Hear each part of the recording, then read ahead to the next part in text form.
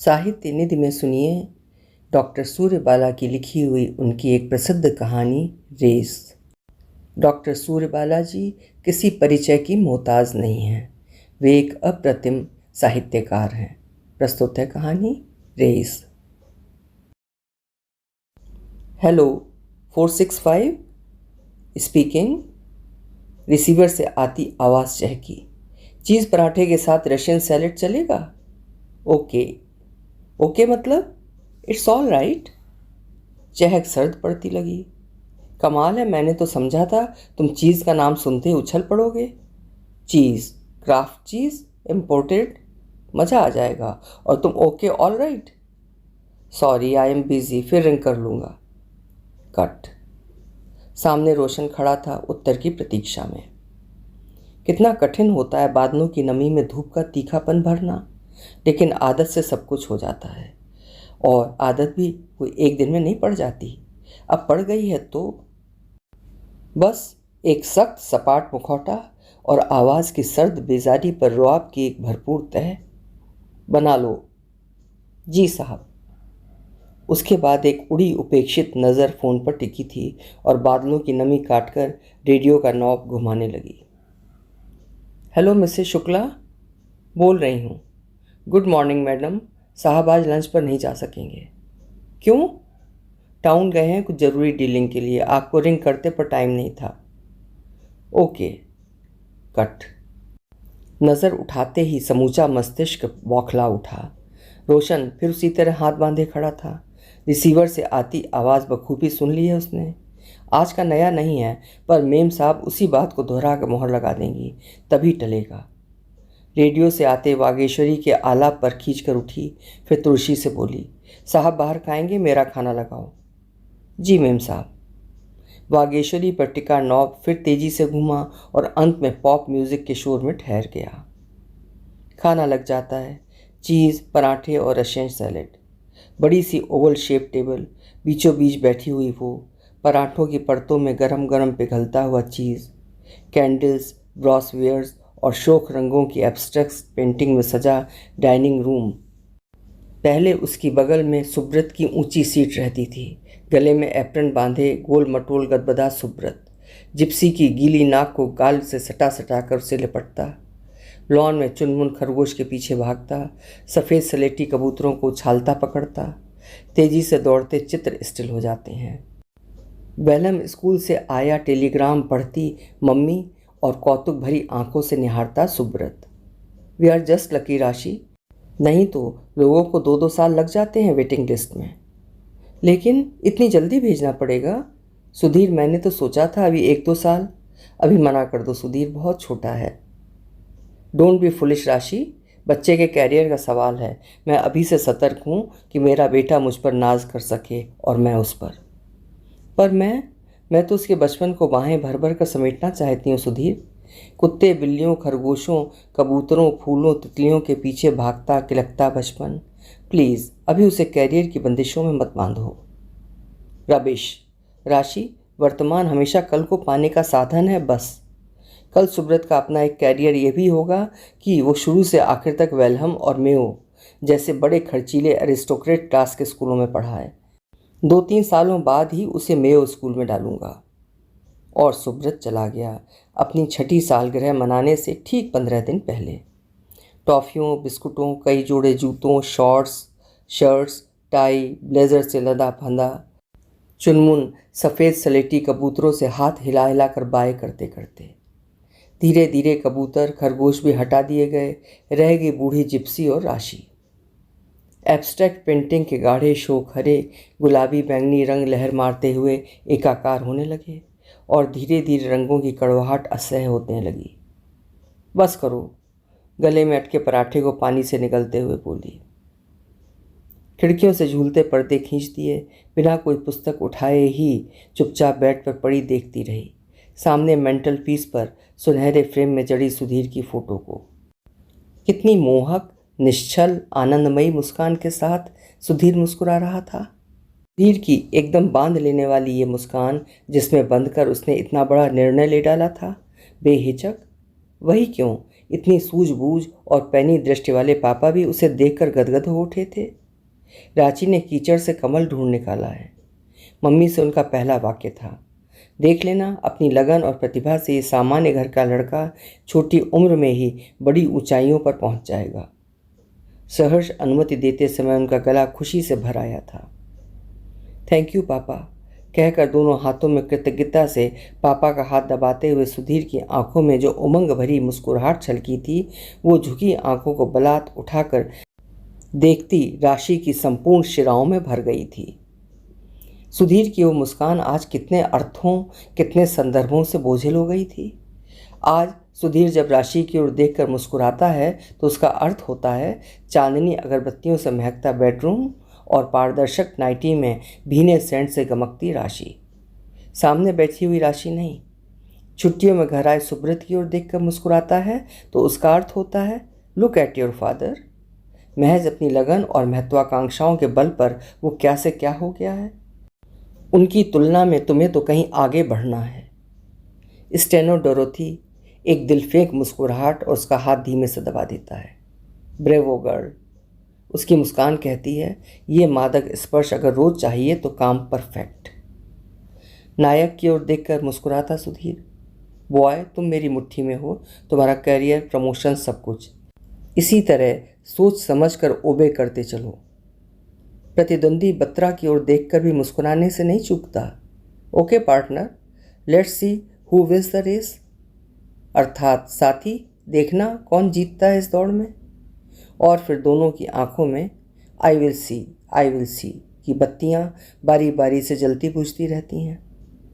अंत में chairman mister Mehta के सामने सारे ऊपरी अर्थों का निचोड़ फेंक कर एकदम ताज़ा धुली चटक रंगों वाली मुस्कुराहट, जो सुधीर के हर छोटे बड़े काम को एक उपलब्धि के रूप में पेश कर सके, जो बत्रा के एग्रीमेंट्स और फाइलों में बड़े शालीन ढंग से गलतियां निकाल सके, और अंत में ये जोड़ दे, we are very good friends sir. लेकिन यू नो, मैं ऑफिशियल वर्क को दोस्ती से ज़्यादा महत्व देता हूँ। अगर आप मान लें तो मैं बत्रा को खुद इस पॉइंट पर एग्री कर लूँगा और वो बत्रा से जाकर कहेगा, you were wrong my dear, boss मेरे पॉइंट्स पर एग्री करते हैं। हर बार चेयरमैन मिस्टर मेहता के पास से हटते समय तक वो एक चटकीली सम्मोहन भरी मुस्कान उन्हें विश्वास दिला चुकी होती है कि उनका सबसे बड़ा हितैषी, विश्वास पात्र और लगन का पक्का सुधीर शुक्ला ही है। घर पहुंचकर अलमारी में कतार से सजी पुस्तकों में से एक निकाल लेता है, हाउ टू स्माइल, और आज से आश्वस्त हुआ सुधीर शुक्ला कल मुस्कुराई जाने वाली मुस्कुराहट के प्रति सजग हो उठता है। कॉफ़ी का मग लिए जाती राशि छिटक जाती है। एक टीस मारता सा वाक्य फिसलने को होता है, हद है, आज तुम अपने आप अपनी तरह से मुस्कुरा भी नहीं सकते। लेकिन सुधीर के दमकते कैरियर और उज्जवल भविष्य के सामने ये वाक्य एकदम निरर्थक, अस्तित्वहीन है। राशि कतार में सजी दूसरी पुस्तकों के नाम पढ़ती है, जिसमें हंसने बोलने, उठने बैठने से लेकर बॉस, असिस्टेंट और बीवी बच्चों तक से पेश आने, हैंडल करने और प्यार करने के तरीके लिखे होते हैं। आंखें फिर सुनहरे फ्रेम में मढ़ी तस्वीर को रेतने लगती हैं। नन्हे मासूम पिल्ले की तरह जो ज़मीन खोद खोद कर एक सुखद, शीतल, राहत भरी जगह तलाशता रहता है। लेटे लेटे ही लगा वो बेहद थक गई है। सुधीर की ही नहीं, आने जाने वालों कितनों की ही मुस्कुराहटों का अर्थ भरे लंबे बाड़, जाड़, झंखाड़ और जंगल, जिसमें कभी कभी खालिस जंगली आवाज़ में चीख पड़ने को दिल चाहता है। बहुत पहले जब पहली बार उसने देखा था, लगा था सुधीर शालीनता, गंभीरता और अनुराग से झुकी हुई एक डाल है, जिस पर हमेशा मुस्कान की एक नाजुक सी कली खिली रहती है। कहाँ, कैसे, कब, वर्षों का बीहड़ पार करते वो कली टूट कर धूल में मसली गई। बाहर उजाला बढ़ता गया और अंदर परत दर परत अंधेरे की तहें बिछती गईं। अपनी समझ से, दुनिया की समझ से ये बीतते दिन रुपहले रहे हैं, आने वाले दिन शायद सुनहरे हों। सब पाया ही पाया है उसने। सुधीर गर्व से छलक पड़ता है। उत्तेजना से चेहरा और कान लाल हो जाते हैं। धमनियों में दूने जोश से रक्त दौड़ने लगता है। पर कितना कुछ गंवाया है, ये सुधीर ने शायद जानने की कभी कोशिश नहीं की, या शायद जानबूझकर नकारा हो। उस लॉस का हिसाब जो राशि के पास है और अक्सर इस रिक्तता की सोचते सोचते उसकी धमनियों का रक्त जमने लगता है और वो बर्फ सी सर्द पड़ जाती है। उसके होंठ कांपकर बुदबुदाते हैं। Loss, complete loss. हेलो राशि। यस, डिनर पर बहल को ला रहा हूँ। खाना A1 होना चाहिए, तुम्हारे सुपरविज़न में बना, अंडरस्टैंड। राघव को भेजता हूँ, ज़रूरत की चीज़ें मंगवा लेना। मैं खुद ड्राइव करके आ जाऊँगा, ओके। बहल? ये बहल कौन? वो अभी तक अपनी याददाश्त खटखटा रही है। तुम नहीं जानती, he is chairman mister Mehta's best friend. यहाँ 2-4 दिन को ही आए हैं। मैंने सोचा I should not miss the opportunity. और मैं तो उन्हें बतलाना भी नहीं चाहता कि मुझे उनके चेयरमैन के दोस्त होने वाली बात मालूम है। समझी? समझी। लेकिन आज शाम के लिए तो इतनी कोशिश कर रंगशाला में टिकट बुक करवाया था तुमने। वो मौलसिरी। गोली मारो मौलसिरी को। कट। यू नो, बहल मुझे जानता था पहले से। पता है कैसे राशि? खुद मेहता ने उससे मेरा जिक्र किया था। इमेजिन। मेहता ने उसके सामने मेरे काम को एडमायर किया था कि किस तरह मैं बढ़ी हुई जिम्मेदारियों को स्किल से हैंडल कर रहा हूँ। राशि, आरंट यू हैप्पी? वो शायद कुछ नहीं सुन पाई। लाल हो रहे चेहरे पर दृष्टि डाल आशंकित होकर बोली, तुम्हारा चेहरा फिर गर्म सा लग रहा है, ठीक तो हो? राशि की उंगलियां चेहरे के अनुपात में ज़्यादा सर्द महसूस हुई। शायद ठीक कह रही हो। कल डॉक्टर शिंदे से कंसल्ट करूंगा। मेहता ठीक कहते हैं, एक स्वस्थ शरीर ही समस्याओं का सही समाधान ढूंढ सकता है। मुझे स्वस्थ ही रहना है हमेशा मेहता की नज़र में। राशि के अंदर एक चीख फिर घुटती है। क्यों? अपने लिए क्यों नहीं? अपने लिए क्यों नहीं? शिंदे ने पीठ थपथपाकर कहा, perfectly all right mister Shukla. Thanks doctor. अच्छा एक्सक्यूज़ मी, मैं तो चला। पर राशि देखो, डॉक्टर शिंदे को बगैर कोल्ड कॉफ़ी पिलाए मत जाने देना, ओके डॉक्टर? कोल्ड कॉफ़ी के एक घूंट के साथ ही शिंदे का लहजा भी बर्फानी हो जाता है। मिसेस शुक्ला, मैं दरअसल कोल्ड कॉफ़ी के लिए नहीं रुका। आपको बताना था, you have to be careful. 200/120 तक पहुंचा हुआ ब्लड प्रेशर खतरे का सिग्नल है। ध्यान रखिए, रात में पूरी नींद, लेस स्ट्रेन और खाने में कम से कम नमक। Only you can help him. और राशि को लगता है कोल्ड कॉफ़ी की ठंडी चुभती हुई घूंटें उसके गले से सारे शरीर में फैलती हुई उसे निस्पंद करती जा रही हैं। शिंदे कुछ कुछ समझते हुए सहानुभूति से उसके कंधे थपथपा देते हैं। बी ब्रेव मिसेस शुक्ला, तुम्हें साहस से काम लेना है। समझता हूँ एक बहुत बड़ी जिम्मेदारी तुम्हारे कंधों पर पड़ रही है। मैं एकदम से मिस्टर शुक्ला को शॉक भी तो नहीं दे सकता। और फिर अभी स्टेज कुछ खतरनाक नहीं, उसकी सूचना भर है। ऐसे कितने केसेस कुछ महीनों के प्रकाशन और आराम से ही ठीक होते देखे गए हैं। Be brave my girl, nothing to be so nervous. Shinde फिर से राशि की पीठ पर स्नेह भरा हाथ फेरते हैं। Excuse me mister Mehta. Sudhir cabin में घुसते हैं। मेहता फाइल उठाते बत्रा को शाबाशी दे रहे हैं। ब्रेवो बत्रा, मुझे खुशी है तुमने इतनी जल्दी सारे चार्ट्स तैयार कर लिए। Thanks a lot. Okay? Yes Shukla. Batra thank you sir कहते हुए पर्दा हटाकर बाहर चला गया है।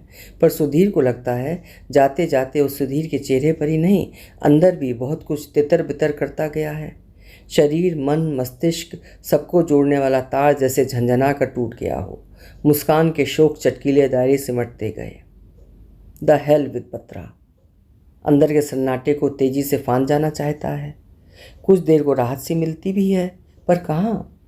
लंच के बाद फिर देखता है कैंटीन से बाहर बत्रा कपूर को बाहों में कसकर पकड़े हुए जिंदा दिली से कह रहा है, okay bye, we will see. दोनों दो तरफ अपने अपने ऑफिसों में मुड़ जाते हैं। सन्नाटे के तार फिर टकराने लगते हैं। सी हूँ, किसे देखने की बातें कह रहे थे? क्या देखने की? कहीं सुधीर को देखने की? नहीं, तार टकराते हैं। इतना साहस उनमें नहीं कि खुलेआम ऐसी बातें कर सकें। उसका वहम है व्यर्थ। और फिर वो पूरी बात सुन ही कहाँ पाया। नहीं, दूसरा तार टकराता है। बत्रा के हर वाक्य का अर्थ होता है, शायद सुधीर के अपने हर वाक्य के बराबर ही। जरूर मेहता उसे कुछ लिफ्ट देने लगे हैं। उसका चेहरा बदला है इधर तेजी से, लेकिन वी विल सी का तो अर्थ कुछ भी हो सकता है। तसल्ली नहीं होती तो वो बत्रा के चेहरे का एक्सप्रेशन याद करने की कोशिश करने लगता है। तो साजिश? बत्रा के चेहरे की मुस्कुराहट बताती है, और वो मुस्कुराहट उसे अंदर से और भी खाली करने लगती है। वो एक झटके से दिल दिमाग उस ओर से मोड़कर अपना पिछला रिकॉर्ड दोहराने लगता है। अगर हुई भी तो सुधीर शुक्ला के खिलाफ ये कोई पहली साजिश नहीं होगी। उसने पिछले 12 सालों के अपने कैरियर में कितनों की साजिशों को फेल किया है, किस किस तरह से फेल किया है, उसकी भी अपनी अलग अलग कहानी है। पहले वो हिचकता था, लेकिन अब वो ऐसे ऐसे को फेल करने में एक्सपर्ट हो चुका है। लगन का पक्का, चुस्त, परिश्रमी और महत्वाकांक्षी सुधीर शुक्ला नोट ठीक कर चेहरे पर हाथ फेरता है कि वही गर्माहट, एक फैली हुई तमतमाहट। क्या हो रहा है आजकल उसे? डॉक्टर शिंदे कहते हैं सब कुछ ठीक है, फिर या तो उन्हें कुछ आता नहीं या वे जानबूझकर। एक शब्द फिर होंठों पर आने से पहले हिचक जाता है, लेकिन सुधीर संभाल नहीं पाते। कहीं बत्रा और कपूर डॉक्टर शिंदे से भी तो नहीं मिले हैं? नहीं नहीं, क्या हो गया है मुझको? ऐसा भी कहीं हो सकता है? क्यों नहीं हो सकता है? कुछ भी हो सकता है। सन्नाटे को फाड़ कर एक आवाज़ चीखती है, जो तुम कर सकते हो वही दूसरे भी कर सकते हैं। तुम कहोगे तुम्हारे सामने आगे बढ़ने का यही रास्ता था, उनके सामने भी यही रास्ता है, सबको रौंद कर कुचल कर आगे बढ़ जाने वाला रास्ता। तो फिर बत्रा की हंसी सच थी? कपूर की फुसफुसाहट सच थी? साजिश? साजिश? वही कुरूप सन्नाटा केबिन की खिड़कियों से एयर कंडीशनर के सुराखों और पर्दे की सिलवटों पर गिरता पड़ता फुसफुसाता रहता है। Conspiracy. Batra, that dirty pig, किस तरह मेहता से शाबाशी मिलने पर खुश हो रहा था, विशेषकर ये सोचकर कि सुधीर शुक्ला इज वॉचिंग। तो क्या हुआ? उसके इकट्ठे किए गए फिगर्स से भी तो मेहता खुश थे। काश बत्रा होता उस समय। लेकिन बत्रा क्या कह सकता है मेहता से? अंदर से आकारहीन खलनायक ने अट्टहास किया था। कुछ भी, जैसा तुम कभी पिछले चेयरमैन शिर्के से फुसफुसाए थे। पुरानी कलीग शर्मा की फाइलें उसकी अनुपस्थित में दिखाकर उदारतापूर्वक कुछ गलतियां बताई थीं और थोड़े से सुधारों का सुझाव देकर शिर्के की नज़रों में चढ़ गए थे। सुधीर ने शांत भाव से खलनायक के आरोप को नकारा। अपने कैरियर के लिए बॉस को इम्प्रेस करना कोई धांधली नहीं। तो बत्रा भी यही करेगा? नहीं नहीं नहीं। उसने जी जान से उस आवाज़ को घोंट देने की कोशिश की। If Batra has done this meanest job, वो और तेज चलेगा, उसे पछाड़ कर रहेगा, वो बदला जरूर लेगा। तो बत्रा भी लेगा? आवाज़ चीखी। नहीं, I will win the race. और उसने झपट कर आवाज़ का गला मरोड़ दिया। मरोड़ते मरोड़ते उसे लगा आवाज़ फुसफुसाती गई है और यही सिलसिला चलता रहेगा, सिलसिला फुसफुसाहटों का, साजिशों का, आवाज़ के परस्पर लहूलुहान होते जाने का। अचानक लगा वो पसीने से तर है। माथे पर हाथ रखा, सर्द भीगा माथा, अजीब घबराहट सी। किसी को बुलाऊं? नहीं, यूं ही सोचते रहने का असर है और कुछ नहीं। व्यर्थ जरा सी बात पब्लिक करने से क्या फ़ायदा। घबराहट बढ़ी तो चुपके से रेस्ट रूम में घुस गया। लेटने से थोड़ी राहत मिली। धीरे धीरे सर्द माथा नॉर्मल होता गया, पर बेचैनी बढ़ी कि इस समय रेस्ट रूम में कोई देखकर कानाफूसी कर सकता है। चेयरमैन तक भी बात जा सकती है कि दिन में 10-10 घंटे काम करने वाले शुक्ला जी अच्छी खासी हालत में रेस्ट रूम में आराम फरमा रहे हैं। सिक रिपोर्ट दे तो चारों ओर से खैरुखा आकर उसे आराम करने की सलाह देंगे। तब वो मिस्टर मेहता को कैसे समझा सकेगा कि। उसने बेचैनी से कलाई घड़ी देखी।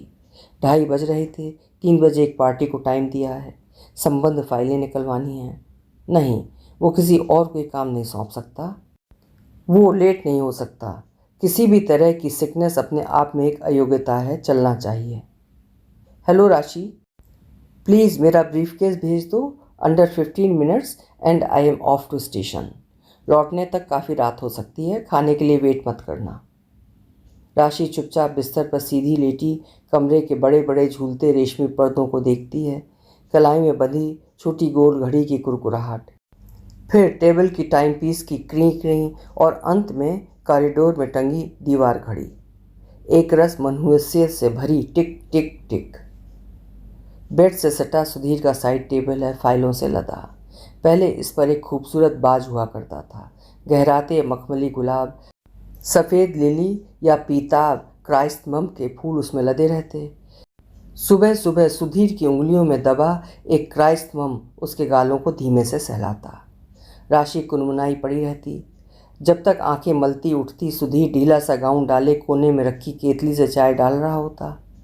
बेडरूम में सुबह की चाय बनाकर संग संग पीना उनकी अपनी क्रेज़ थी।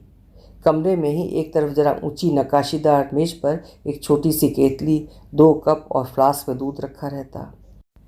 एक अलग मधुर स्वच्छंदता।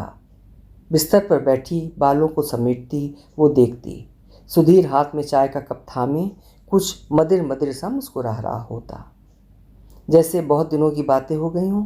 तब तो जब भी नींद खुलती 5 बजे 6 बजे एक जगता तो दूसरे को भी जगाता, और बातें बस बातें जाने कहाँ कहाँ की। बीच में परत दर परत खिलखिलाहटें, राशि का रूठना, सुधीर का कबूलना, नाराज़गी में एक आध चपत जोर से लग गई तो आंसू भी, फिर होठों से सुखाए जाने वाले आंसू, पीड़ा भूलकर शर्माती मुस्कुराहट। राशि को याद आई वही ओस के मोतियों से जड़ी मुस्कान की एक नन्ही गली। मस्ती और उमंग से भरा चुस्त खिलंदड़ा सुधीर, कभी यूं ही मील 2 मील पैदल चक्कर मार लेने की तलब, वो भी कभी नहर के किनारे किनारे निर्जन सपाट रास्ते पर, तो कभी एकदम भीड़ भरी ठस्सम ठस में। रोज एक नया फितूर, खींच उठती वो। कभी हाथ पसारे किसी छोटे बच्चे को देखकर, खुद को चाहिए कि माँ को? माँ के लिए नहीं दूंगा। अच्छा बोल, क्या खाएगा? जलेबी? चल उस्ताद। और फिर सीधे हलवाई की दुकान पर पहुंचता। पंडित, आज इस जमूरे को जलेबी खिला दो पेट भर। ये लो। 10 का नोट बेफिक्री से हलवाई की ओर फेंक देता। निस्तेज पीली आंखें मल मल कर झिलंगी झूलती कमीज वाला जमूरा देखता रहता, जलेबियों का खजाना सौंपने वाले सुधीर को। राशि के टोकने पर उसने कहा था, अपने मन का करने में जो सुख है ना राशि, वो कहीं नहीं। मेरी आत्मा ने कहा आज इसे जलेबी खिलाओ, मैंने खिला दी बस। सुधीर के पास आत्मा की तुष्टि के ऐसे कई शौक थे। सीधे रिक्शा वाले को खुश होकर 8 आने ज़्यादा दे देना, अंधे भिखारी का हाथ पकड़कर सड़क पार करा देना, चलते चलते मजदूर बुढ़िया से 2 बातें कर लेना, या किसी गरीब मनचले बच्चे को गुब्बारा खरीद कर दे देना। कब कैसे धीमे धीमे यह आत्मतुष्टि अहम तुष्टि का साधन बन गई, राशि जान न सकी, पर उसने महसूस किया तेजी से आते इस परिवर्तन को, जो आत्मा को मोटे रेशमी खोल में लपेटता जा रहा था। मन के सुख वाली आवाज़ दबती गई और एक दिन इस तरह दबकर सपाट हो गई कि स्वयं सुधीर को उसका एहसास न हुआ। वहाँ उगाया था अहम, तुष्ट में गदराया, दिन दूना रात चौगुना बढ़ता हुआ महत्वाकांक्षा का पौधा। टन। राशि चौंकी। 11:30 थे। पलट कर फिर साइड टेबल पर लगे फाइलों के अंबार को देखा। मखमली गुलाब और पीताब क्राइस्थमम के फूल याद आए। अब इस समय सुधीर आ भी जाए तो क्या ऊपर की 3-4 फाइलें देखने बैठ जाएगा? वो सफ़ेद लिली पीले क्राइस्थमम को भूल चुका है और लॉस का हिसाब लगाना उसकी आदत नहीं। पिछले साल बातों के बीच असिस्टेंट अय्यर की पत्नी का गला भराया था। शुक्ला साहब चाहें तो कह सकते हैं।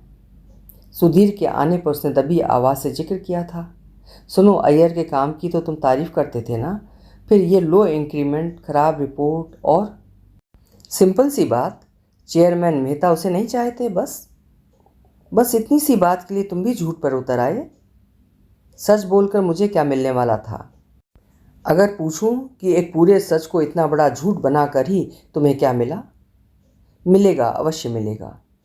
पैनी छुरी से सुधीर ने वाक्य का अंतिम काम लायक हिस्सा काट लिया और शेष को छटपटाते हुए स्वेच्छा से छोड़ दिया था। अभी खाना मिलेगा क्या? एक वजनदार वाक्य तौलते हुए उसने सामने पड़ा अखबार उठा लिया और पूरी चतुराई से उस अप्रिय निरर्थक प्रसंग की समाप्ति की घोषणा कर दी। उस शाम कॉरिडोर में खड़ी देर तक अय्यर के घर की सिगड़ी से उठती धुएं की पतली सलेटी लकीर देखती रही। धुंधुआती लकीर में बनते हजारों प्रश्न चिन्ह, लेकिन दूसरे क्षण मिल की चिमनी का काला दैत्याकार धुआं हवा के साथ भकभकाता हुआ आकर उन्हें दबोच लेता है। प्रश्न चिन्हों में कैद अय्यर की अविश्वासपूर्ण कातर आंखें, राशि के सामने खड़ी पत्नी की आशा भरी दयनीयता, बच्चों की भीरू सहमे हुए चेहरे, सब कुछ एक लम्हे में उसी स्याह धुएं में समा जाते हैं।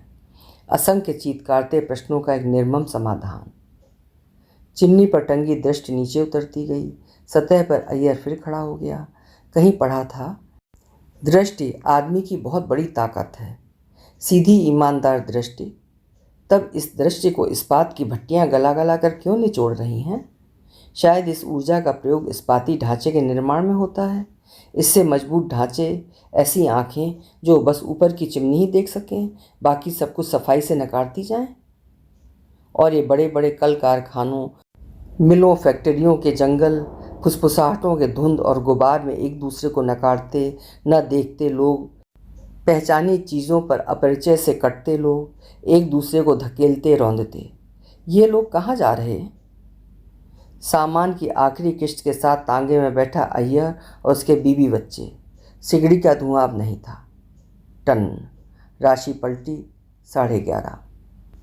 चिकने सूप की प्लेट उसकी ओर धीमे से खिसकाते बोली, इस तरह क्या देख रहे हो कि किस खूबी से मुझे बेवकूफ़ बनाया जा रहा है।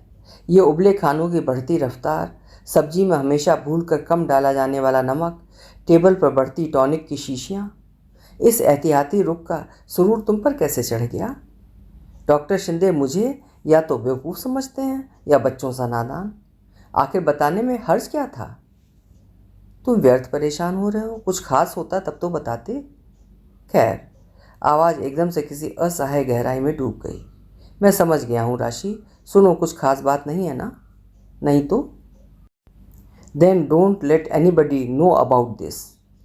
अर्थात तब किसी को इस बारे में कुछ न पता लगे। राशि भौचक थी। लेकिन बता देने से तो तुम कितनी ही परेशानियों, व्यस्तताओं। नो राशि, नो, जो कहा है उसे याद रखना बस। बावजूद डॉक्टर शिंदे की डायग्नोसिस के I am hello hearty and strong. जितनी जिम्मेदारियां उसकी दूनी तक हैंडल कर सकता हूँ। मेरा काम किसी और को सौंपने की ज़रूरत नहीं पड़ेगी, ना मुझे किसी की सहानुभूति की ज़रूरत। सुनो, डॉक्टर शिंदे से भी कह देना कुछ अलग तरीके से। डोंट बी अ फूल राशि, कह देना simply, I don't want to make it public. Rashi के चेहरे पर समझने और न समझने की स्थिति से दूर एक सपाट वीरानी थी। वो वहाँ खुद अकेली थी और सुधीर को भी अकेला छोड़ दिया था उसकी जगह पर। मेहता अगले महीने फॉरेन टूर पर जा रहे हैं। जाने से पहले एनुअल रिपोर्ट देकर जाएंगे। तुम समझती क्यों नहीं राशि, मैं रेस में हूँ, पिछड़ नहीं सकता। बस किसी तरह ये सीनियर रैंक ले लेता, फिर तो टेंशन ख़त्म। सुधीर उफनती लहरों को लांघ कर जैसे एक सुरक्षित चट्टान पर खड़ा था और राशि देख रही थी चट्टान के निचले कगार को। हमेशा से ज़रा ज़्यादा ही तेज कदमों से सुधीर बाहर निकला था, राशि की डांवाडोल मनस्थिति को विश्वास दिलाने। राशि को हंसी आई थी उसके खोखले दिलासे पर। यह रेस भी कभी ख़त्म होने वाली है क्या? दीपा मामी का फ़ोन आया था, बुलाया है आज शाम। कोई ख़ास बात? नहीं, यूँ ही मैंने कहा था बोरियत हो रही है। बोली शाम को दोनों आ जाओ, गपशप करेंगे, कुछ बना बुनू कर खा भी लेंगे, 6 बजे तक आ जाना। नहीं राशि, मैं तो नहीं जा सकूँगा, तुम अकेली चली जाओ। ऐसा क्या काम है तुम्हें? अभी तो मेहता भी मद्रास गए हैं ना। ओ राशि, मेहता के होना ना होने की बात नहीं, सारी मिल तो है ना, सारा स्टाफ, मेहता का पीए। सुनो, इतना ओवर स्टैंड होने से फ़ायदा? वो हार कर सीधे सीधे सामने आ गई। ये डॉक्टर राशि शुक्ला बोल रही हैं? सुधीर मुस्कुराया था और वो आहत हो गई थी। हजारों तब्दीलियों का बोझ ढोते ढोते फीकी पड़ गई, ये सुधीर की ही मुस्कान थी। नहीं, डॉक्टर शिंदे कह रहे थे शुक्ला को रोकिए, इतना काम ना किया करें। ओहो, शिंदे को मेरी तरफ से शुक्रिया अदा कर देना और कह देना बेहतर हो अपना दखल डॉक्टरी तक ही रखें। लहजा खासा तराशा हुआ था, लेकिन इस तुर्शी के मायने समझने की गरज से बोली, कुछ गलत तो नहीं कहा सुधीर उन्होंने? बेचारे जब तक पूछते रहते हैं। सुधीर जैसे चाह कर भी न रोक सका।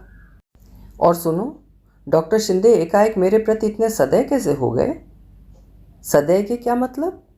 एक डॉक्टर की हैसियत से पेशेंट को उसके खतरे से आगाह कर देना क्या उनका फ़र्ज़ नहीं? नहीं, मुझे तो लगता है फ़र्ज़ से ज़्यादा ही दिलचस्पी ले रहे हैं।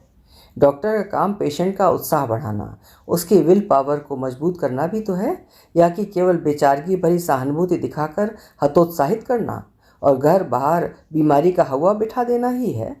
मिल में जब तब मेरे कमरे के पास चक्कर काटते रहते हैं। मुझे तो लगता है बत्रा और कपूर ने अगर रोग के बेसिस पर ही शिंदे की मदद से मुझे डिमोरलाइज कर देने की। सुधीर! राशि कानों पर हाथ रखकर चीख पड़ी थी। क्या हो गया है तुम्हें? एक डॉक्टर को तुम इससे बड़ी गाली शायद नहीं दे सकते। वो बुढ़ा डॉक्टर तुम्हारी बीमारी की आड़ में फरेब करेगा? कल को मुझे भी इस गिरोह में शामिल कर लो तो कोई ताज्जुब नहीं। राशि का सारा प्रलाप जैसे तलहटी के नीचे से गुजर रहा था और ऊपर सुधीर था, चारों ओर तने जालों के बीच उलझता फंसता, चारों ओर पतंगों से भनभनाते शब्द, एक दूसरे पर पंख मारते उठते गिरते। आराम कुर्सी पर सीधा लेटकर सिगरेट मुंह में दबाते हुए अपनी रौ में बुदबुदाया, इस दुनिया में कुछ भी हो सकता है। क्या? राशि को नहीं मालूम था कि ये वाक्य उसकी बात का जवाब नहीं, अपनी दलील के समर्थन में खड़ा किया कागजी बचाव है। और सुधीर को नहीं मालूम कि राशि ने वाक्य का क्या मतलब निकाला। क्षत विक्षत मस्तिष्क और हृदय लिए वो लड़खड़ाती सी कमरे से बाहर आ गई थी और स्टडी रूम में बदहवास औंधी पड़ी फपकती रही। बचाओ आखिर कैसे करे वो? सुधीर को पता तक नहीं चला। वो उसी तेज घूमती चरखी पर चक्कर खाता रहा और चारों ओर आंखें फाड़ फाड़ कर आगे पीछे ऊपर नीचे बैठे बत्रा, कपूर, मेहता और बहल को देखता रहा। हेलो शुक्ला, मैंने तुम्हें इसलिए बुलाया था कि आज की जर्नी तुम कैंसिल कर दो। लेकिन sir, that is very important. बगैर मेरे गए भी हो सकता है मिस्टर बत्रा चले जाएंगे। तुम हार्ट के पेशेंट हो, इस तरह की मुश्किलें अवॉइड कर दिया करो। लेकिन sir, I am perfectly all right. ठीक है, लेकिन हार्ट ट्रबल का कोई ठिकाना नहीं। Better be careful. सुना काफ़ी दिनों से परेशान हो, मुझे बताना था। मेहता की आंखों में सहानुभूति थी, सुधीर के कानों में चौकन्नापन। थैंक यू सर, पर आपको कैसे पता? वैसे माइनर सी ट्रबल थी। मुस्कुराहट अंदर ही अंदर लस्त होती जा रही थी। मुझे डॉक्टर शिंदे ने बताया था कि मिसेस शुक्ला तुम्हारी सेहत को लेकर परेशान रहती हैं और तुम परवाह नहीं करते, और भी कुछ लोगों ने, पर आगे नाम नहीं बताया। Women are always timid sir, अर्थात औरतें हमेशा डरपोक होती हैं। I know, but even you are not a child. अर्थात जानता हूँ, पर तुम भी तो बच्चे नहीं हो। मेहता ने पीठ थपथपाई थी, लेकिन वो उसे चाबुक की मार से अलग नहीं समझ पा रहा था। Okay sir. हथियार डालकर वो घर लौटा था, आंवे में धधकता हुआ। पैरों की आहट पर राशि चौंकी। अरे तुम अभी ही? बगैर किसी और देखे वो बेडरूम की ओर बढ़ गया, लिहाफ खींचा और सिगरेट सुलगा ली। क्या हुआ? आज तो तुम्हें कानपुर जाना था ना, क्या तबीयत ठीक नहीं? नहीं, मुझे आराम करना है। एक सिगरेट मसल कर सुलगाई। क्या तकलीफ है? आशंकित सहमी आवाज़ ने जैसे हौले से बारूद में माचिस फेंक दी हो। तकलीफ? तुमसे बढ़कर कौन जान सकता है। जाओ, शहर भर के डॉक्टरों को फ़ोन करो, मिल में शोर करवा दो। सुधीर शुक्ला मर रहा है, सब लोग बिगुल बजाएं, जश्न मनाएं। खड़ी क्यों हो? बुलाती क्यों नहीं? वरना मर जाऊंगा तो तुम्हें और बच्चों को खाने के लाले पड़ जाएंगे। वो हाँफते हुए रुक रुक कर बोलता जा रहा था। सामने राशि खड़ी थी, एक पथरीली खामोशी समोए टुकुर टुकुर उसे ताकती हुई। सिर चकराने लगा तो भी वो दीवार से टिकी खड़ी सिगरेट पर सिगरेट मसलते फूंकते सुधीर को देखती रही। एकाएक सुधीर ने उसे घूर कर देखा, जाने कैसा हिंस भाव जगा और वो पूरी तेजी से दहाड़ उठा। Get out please, let me relax. समूची थरथरा उठी वो, उत्तेजना से हाँफती लौटकर बदहवास सी एक के बाद एक तमाम शीशियां उलटती पलटती रही। थोड़ी देर बाद हाथ में ट्रैंक्विलाइज़र की शीशी लिए जल्दी जल्दी कमरे की ओर आई, पर दरवाजे पर पैर रुक गए। देर तक खड़ी रही। कैसे दे? हिम्मत न पड़ी। सारे एहतियात के बावजूद ये अप्रत्याशित कांड। होश आते ही अंदर जमी हुई छटपटाहट बूंद बूंद झरने लगी। 4 बजे नायक फाइल ले गया। उसी से पता चला कानपुर शुक्ला साहब नहीं, बत्रा साहब जा रहे हैं। मेहता साहब आराम करने को बोल रहे थे, और तो ये चलो ठीक है, एक भार सा हल्का हुआ। अब लोग जान ना पाए का तनाव तो दूर हो गया। एक दिन तो पता चलना ही था। शाम तक सुधीर थोड़ा शांत दिखा। पराजय स्वीकार कर लेने वाले योद्धा की तरह खुद ही धीमे से बोला, शिंदे का गुस्सा तुम पर उतारा। आई एम सॉरी राशि, जो नहीं चाहता था वही हुआ। अब ऊपर से नीचे तक सारी मिल की सिंपैथी का बोझ ढोऊंगा। मेरी दया की भीख पर जीने वाले अब बस मुझ पर सहानुभूति दिखाकर ही मुझसे मजबूत हो जाएंगे। सबकी नज़रों में सरेआम कमज़ोर करार दिया गया, जबकि साबित कुछ और ही करना चाहता था। कंधे से फिसलती राशि की उंगलियां टिकी थीं। कमजोरी नहीं, कमजोरी का वहम है तुम्हें सुधीर। रोग को छिपाकर तुम अपनी दुर्बलता दूसरों के सामने रख रहे हो। एक छोटी सी बात को दहशत की तरह झेल रहे हो। थोड़े दिन प्रिकॉशन ले लो, फिर दूनी शक्ति से जूझ सकोगे। शिंदे पर विश्वास नहीं है तो चलो किसी स्पेशलिस्ट से कंसल्ट करते हैं। मैं भी यही सोचता हूँ। अब जब सबको पता चल ही गया है तो लगकर ट्रीटमेंट कर डालूँ। तुम आज डॉक्टर माथुर से अपॉइंटमेंट ले लो। कार्डियोग्राम देखते हुए डॉक्टर माथुर के माथे पर पसीने की बूंदें चुचुहाईं। हैरान हूँ मिस्टर शुक्ला, किस बूते पर आप अभी तक इतना काम संभाले हैं। आप अब घर नहीं जा सकते, इसी मोमेंट एडमिट होना है। सुधीर का चेहरा फक रुई सा सफ़ेद होता जा रहा था, जैसे सरेआम किसी जघन्य कृत्य के अपराध में पकड़ा गया हो। एक साथ ही अंदर ढेर का ढेर चकनाचूर हो गया। इतने कठोर नियंत्रण के बावजूद छिपाई हुई धड़कनों का राज अब साफ साफ बाहर आ गया था। फिर भी वो कोशिश से बाज नहीं आया। ठीक है डॉक्टर, मैं जल्दी से जल्दी। मतलब आप इसे मजाक समझ रहे हैं? नहीं नहीं डॉक्टर माथुर, मैं ज़रा अपने चीफ मिस्टर मेहता को सिचुएशन बता देना चाहता था और एक आध जरूरी निगोशिएशंस अर्थात वार्तालाप भी पूरे करने थे। नो मिस्टर शुक्ला नो, आप एडमिट होइए, सिचुएशन लोग खुद समझ जाएंगे। डॉक्टर, सुधीर जैसे एक निहत्ती याचना लिए खड़ा था। काश आप मेरी स्थिति को समझ पाते। मेरे कैरियर का सवाल है। कम से कम मैं अपने चीफ को अपने कॉन्फिडेंस में तो ले सकूं। I promise for tomorrow. मैं अपनी ऑनेस्ट राय दे चुका, बाकी आपकी मर्जी। डॉक्टर माथुर सख्त पड़ गए थे। Okay doctor. सुधीर जल्दी से उठ गया। जमानत पर छूटे कैदी की तरह सुधीर शुक्ला चुपचाप कार में आ बैठे थे। राशि ने न देखा न कुछ कहा। तटस्थ सपाट दृष्टि को यथार्थ से बहुत दूर खिड़की के शीशे के पार पार दौड़ाती रही। शायद आश्वासन देने या पाने की स्थिति से बहुत दूर, लेकिन भटकने की भी तो कोई सीमा होती है। कहाँ तक, कब तक? लौटना तो था ही।